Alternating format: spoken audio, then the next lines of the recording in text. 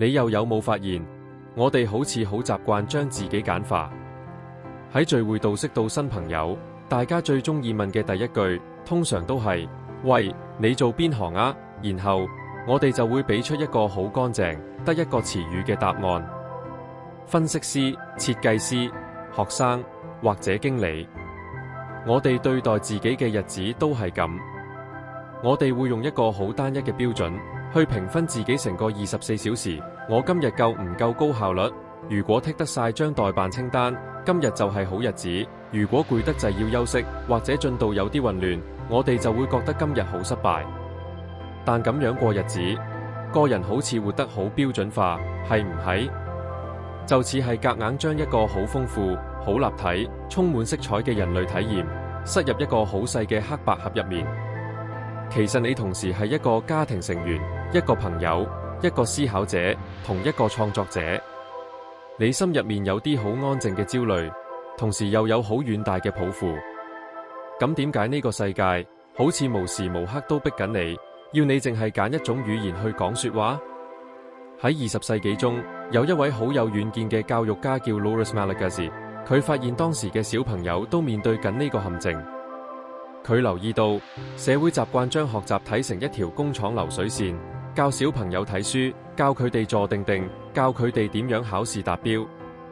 但 Malagasy 提出了一個好靚嘅觀點，佢話小朋友一出世，其實係由100個自我組成嘅，有100種語言、100雙手、100種諗法，仲有100種去思考、去玩同去表達嘅方式。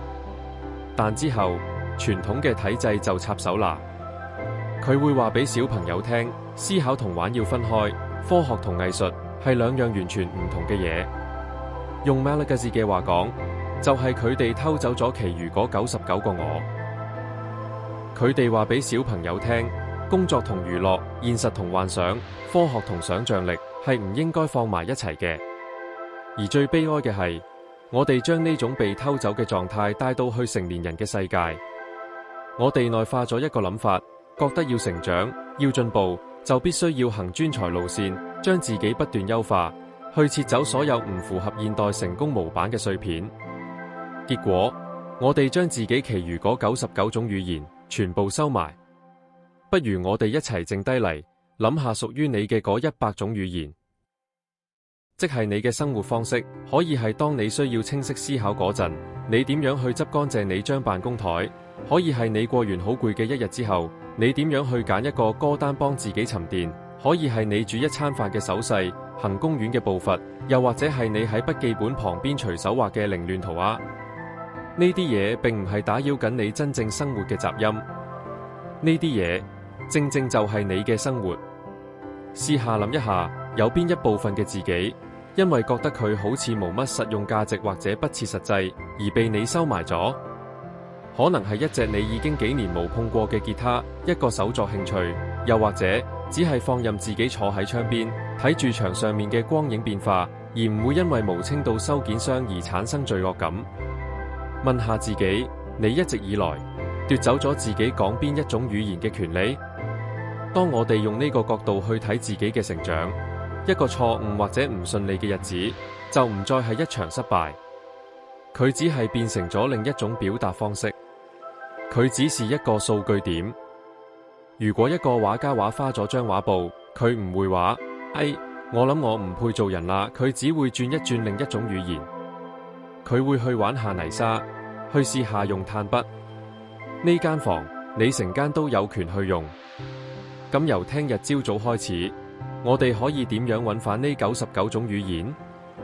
我哋一齊去實踐一個環境測試，叫做3個老師。喺 Malagasy 嘅哲學入面，學習唔單止係來自導師，佢來自3個地方：你自己、你身邊嘅社群，同埋你身處嘅物理環境。聽日，我想你將自己嘅物理空間做一個好微小嘅改變，去邀請一種新嘅語言走入嚟。如果你坐喺辦公台前，覺得思緒好僵硬、好局促，唔好淨係呆望住個熒幕，轉一轉個環境，而去地下坐，或者去第2張台。唔好用鍵盤，改為攞張真嘅紙同埋一支粗筆。又或者行出去出面，望一望一啲同你手頭上工作完全無關嘅事物，將嗰種心理阻力降到最低。